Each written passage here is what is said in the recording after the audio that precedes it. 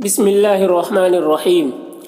نورانی قاعدہ کو کس طرح سے پڑھانا ہے، اس کے اوپر باتیں چل رہی ہے اور صاحب کتاب ہر تختی کے بارے میں بتا رہے ہیں الگ الگ کہ کس تختی کو کس طریقے سے پڑھانا ہے۔ تو آج کا سبق میں تختی نمبر 3 کے بارے میں بتا رہے ہیں کہ تختی نمبر 3 کو کس طریقے سے پڑھایا جائے بچوں کو۔ تو دیکھیے، ہدایت تختی نمبر 3۔ معلموں کو لازم ہے کہ قاعدے کے ختم تک کوشش کرتے رہیں کہ بچے ہر حرف کو اپنے مخرج سے ادا کیا کریں۔ معلم کے لیے، استاد کے لیے ضروری ہے کہ وہ کوشش یہ کرے کہ بچے کتاب کے اخیر تک ہر حرف کو اس کے مخرج سے ہی ادا کریں۔ تختی نمبر 1 میں جس طریقے سے مفردات کو پڑھایا گیا تھا، ہر حرف کو اس کے مخرج سے ادا کر کے، تو اسی طریقے سے پوری کتاب میں اس بات کا خیال رکھنا ہے کہ مخرج سے ہی حرف ادا ہو۔ اگر غلط بھی کر رہا ہے تو اسے روکے ٹوکے اور اسے بتائے، تو ہر پوری آخر تک ہر حرف کو اس کے مخرج سے ہی ادا کرنا ہے۔ ٹھیک ہے، دیکھیے اس تختی میں حرکات کا بیان 3 صفحات میں ہر ایک کی مثالوں کے ساتھ کیا گیا ہے۔ تختی شروع کرانے سے پہلے زبر زیر پیش کی شناخت کرائیں۔ زبر زیر پیش سب سے پہلے بتا دیں کہ اسے زبر کہتے ہیں، اسے زیر کہتے ہیں، اسے پیش کہتے ہیں۔ اس کو دکھلا دیں، زبر کی شکل، زیر اور پیش کی شکل کو دکھلا کر اچھے سے بتا دیں کہ اسے زبر زیر پیش کہتے ہیں۔ یہ بھی یاد کرائیں کہ حرکت زبر زیر پیش کو کہتے ہیں، کہ زبر زیر پیش کو کیا کہتے ہیں؟ حرکت کہتے ہیں۔ اور جس حرف پر زبر زیر پیش ہو اسے متحرک کہتے ہیں۔ جس حرف کے اوپر زبر زیر پیش ہو اسے متحرک کہتے ہیں۔ جیسے الف کے اوپر زبر ہے تو ہم بولیں گے الف متحرک ہے۔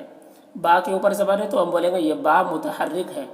ٹھیک ہے، تو زبر کو فتحہ، زبر والے حرف کو مفتوح۔ زبر کو کیا کہتے ہیں؟ فتحہ کہتے ہیں۔ زبر بھی کہتے ہیں، فتحہ بھی کہتے ہیں۔ اور جس حرف پہ زبر لگا ہو اس حرف کو مفتوح کہتے ہیں۔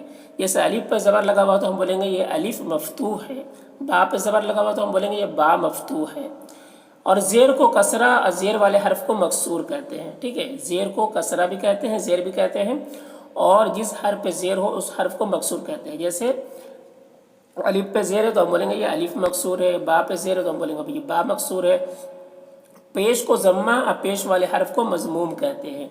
ٹھیک ہے، جب ان حرکتوں کو خوب پہچاننے لگے تب ان کو ہجوں سے یہ تختی پڑھائے۔ ٹھیک ہے، ہجے کر کے پڑھائے اس تختی کو، اس طرح سے کہ حمزہ زبر حمزہ زیر حمزہ پیش، اس طرح سے پڑھانا ہجے کر کے۔ یہ بھی سمجھا دے کہ الف پر کوئی حرکت یعنی زبر زیر پیش وغیرہ نہیں ہوتی۔ جس الف پر زبر زیر پیش ہو اسے حمزہ جانو۔ ٹھیک ہے، الف کے اوپر اگر زبر زیر پیش ہے تو اسے الف نہیں پڑھنا ہے بلکہ اسے حمزہ پڑھنا ہے، وہ حمزہ ہے۔ اسی طرح یہ تختی ہجوں سے اخیر تک خوب صحت کے ساتھ یاد کرائے۔ ٹھیک ہے، خوب صحت کے ساتھ، مخرج کے ساتھ، اور صحیح زبر زیر پیش کو جلدی پڑھنا، کھینچنا نہیں ہے، یہ سب کو اچھی سے یاد کروا لیں۔ جب ہجوں سے یاد ہو جائے تو رواں پڑھائے، رواں کی خوب مشق کرائے۔ ٹھیک ہے، ہجے پہلے جب اچھے سے یاد ہو جائے تو پھر رواں پڑھائے۔ رواں کیسے؟ یعنی الف اوپر زبر لگا ہوا تو اس کو پڑھیں گے آ با تا، اس طرح سے رواں پڑھیں گے۔ رواں کی خوب مشق کرائے، اوپر سے نیچے کو، نیچے سے اوپر کو، بائیں سے دائیں کو پڑھائے، بیچ بیچ میں سے پوچھے، جدا جدا ورقوں پر حرکتیں رکھ کر پڑھنے کی مشق کرائے۔ ٹھیک ہے، ہر پیج پہ الگ الگ جو ہے حرکت رکھ کر اور اسے پڑھائے کہ زبر لگائیں گے تو اس کو کیا پڑھا جائے گا، زیر لگانے سے کیا پڑھا جائے گا، پیش لگانے سے کیا پڑھا جائے گا۔ تو ہجوں میں پہلے حرف کا نام لیا جاتا ہے پھر حرکت کا۔ ٹھیک ہے، ہجوں میں پہلے حرف کا نام لیا جاتا ہے پھر حرکت کا۔ جیسے الف کے اوپر زبر ہے تو پہلے ہم اس کو حمزہ پڑھیں گے پھر زبر بولیں گے، تو زبر کو حرکت کہتے ہیں، تو حرکت کا نام بعد میں لیا جاتا ہے اور حرف کا نام پہلے لیا جاتا ہے۔ ایسی مشق ہو جانے کے بعد الفاظ کو ہجے اور رواں کے ساتھ ہی ساتھ کرانا چاہیے۔ ہجے اور رواں ساتھ ہی ساتھ کرانا چاہیے۔ مثلا عین زبر با زبر با ابا، دال زبر دا عبدا۔ ٹھیک ہے، تو اس طرح سے ہجے اور رواں پڑھائیں گے۔ اب ہر سبق میں ہجے اور رواں دونوں اہم ہیں کہ دونوں میں صاف صاف ادائیگی ہو۔ اگر دونوں میں سے کسی ایک میں بھی کمی رہی تو آگے سبق نہ دیں۔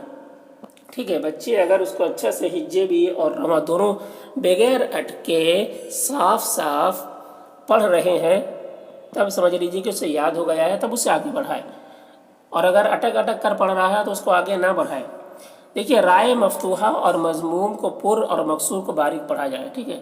را کے اوپر زبر ہو، رائے مفتوح، رائے مفتوح ابھی بتائے کہ را کے اوپر زبر ہو تو رائے مفتوح کہیں گے، اور مضموم رائے مضموم یعنی را کے اوپر زبر پیش ہو تو رائے مضموم کہیں گے۔ تو رائے مفتوح اور رائے مضموم کو پر پڑھنا ہے اور مقصور کو باریک پڑھنا ہے، یعنی مقصور کا مطلب اگر اس کے نیچے را کے نیچے زیر ہو تو رائے مقصور ہو گیا، تو اسے باریک پڑھنا ہے۔ غرض یہ کہ حرکات زبر زیر پیش کو تھوڑا بھی نہ کھینچنے دے اور نہ جھٹکا ہونے دے، تو کھینچنا بھی نہیں ہے اور جھٹکا بھی نہیں دینا ہے۔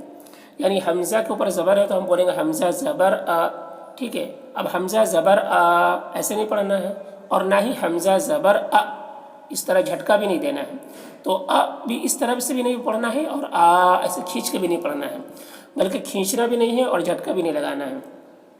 نیز ہجے اور رواں سوچ سوچ کر اور اٹک اٹک کر سنا دے تو یاد میں شمار نہ کیا جائے گا۔ اگر بچے سوچ سوچ کر اور اٹک اٹک کر پڑھ رہے ہیں، سنا رہے ہیں سبق، تو اسے یاد میں شمار نہیں کیا جائے گا۔ ہجے اور رواں دونوں کو منہ کھول کر واضح طور پر لہجے کے ساتھ بچہ زبان سے ادا کرے، ٹھیک ہے۔ رواں اور دونوں کو منہ کھول کر واضح طور پر لہجے کے ساتھ بچہ زبان سے ادا کرے۔ لہجہ سے بچوں کی دلچسپی میں اضافہ ہوتا ہے، تو لہجوں کے ساتھ پڑھائے بچوں کو، ٹھیک ہے، اور صحیح ادائیگی کے ساتھ، اور جس طریقے سے بتایا کہ زبر زیر پیش کو کھینچنا بھی نہیں ہے اور جھٹکا بھی نہیں لگانا ہے، تو ان ساری چیزوں کو خیال رکھتے ہوئے بچوں کو پڑھانا ہے۔